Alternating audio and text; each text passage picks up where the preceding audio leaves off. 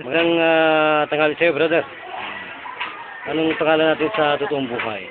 Javier Ronquillo Bisara. Javier Bisara. Ronquillo Bisaya. Bisara. Bisara. Tubong ano yan? Brother? Santa Cruz, Marinduque. Santa Cruz, Marinduque. Talaga? Oo. Brother, live pa rin po tayo dito sa ating good bayan ni Brother Tony Falcon, ang tunay na bida ng CBS DWAD. 1098 Jewelers News AM. Ano po ang tinawag at nilapit sa ating programang ito? Ano po ang sakit nila na bumabagabag sa inyong kalusugan? Minsan, hirapan ang huminga. O ganoon. So ano pong nangyari sa mga takila at profesional na ating mga inidulong talabasang doktor? Bakit hindi kayo masyadong mabigyan ng kaunting relaxation na parang guminawang yung paghinga na sinasabi niyo?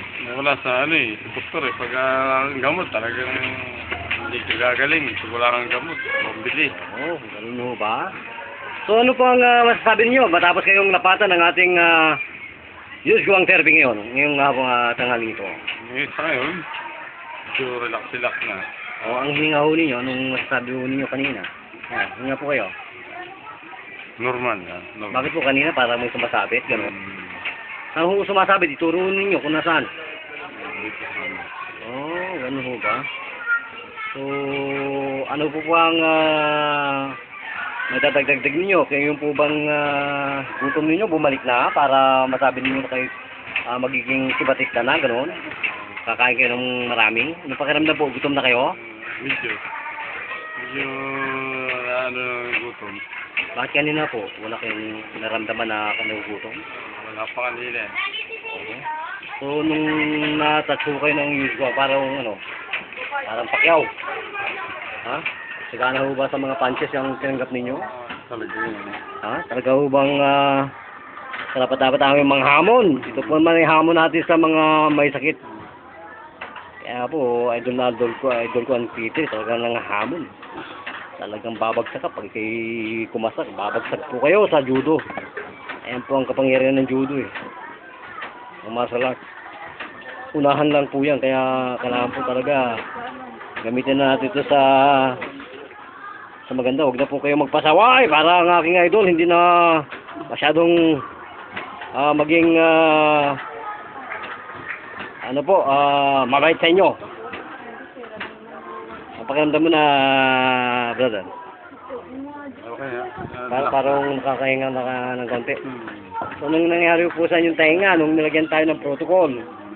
Ayos naman. So, yung kumakatipong dila natin at lalamunan, ano pong nangyari? Nawala lang. Ha? Nawala lang.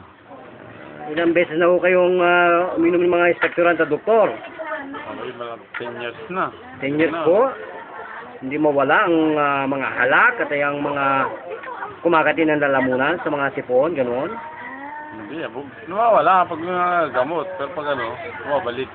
Ayan po, tingin ninyo kaya? At malalaman natin sa mga susunod na araw. Titingin ho natin, monitor ho natin yan. So, ganyan po ba kabisa yung gamot ninyo? Isang patak lang? Natatanggal ang mga problema? Ganun ho ba? Ilang araw po bago umipikto ang tableta ng mga doktor sa ating... Pitong araw sa akin 7 araw? 7 araw bago. Ilan po ba ang epekto ng ating gamot sa ating ginawa? Mga ilang minuto po kayong nabigyan ng gagamutan? Sa ngayon, medyo... Ilang segundo po?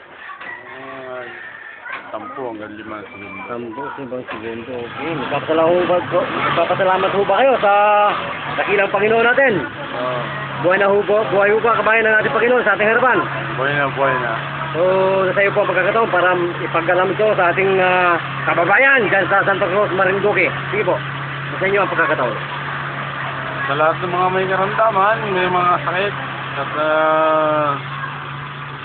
mga sa buhay, dito lang kayo magpagamot. May bayad ba to? Kasi donation lang. Okay. Kaya inaakit ko kayo lahat. Kababayan ko. So kayo ba pa talaga nagbibigay po kayo sa ating ginagawang serbisyo publiko bilang isang misyonaryo ng lingkod bayan? Oo. Tapos paya ko dyan. Okay. So kasama ko Tony, talagang ating kababayan dito sa ating programang ito ay nabigyan natin ng kagalakan. Nagulat para sa Lungsod Bayan ni Brother Tony Pangkon, Brother Jun.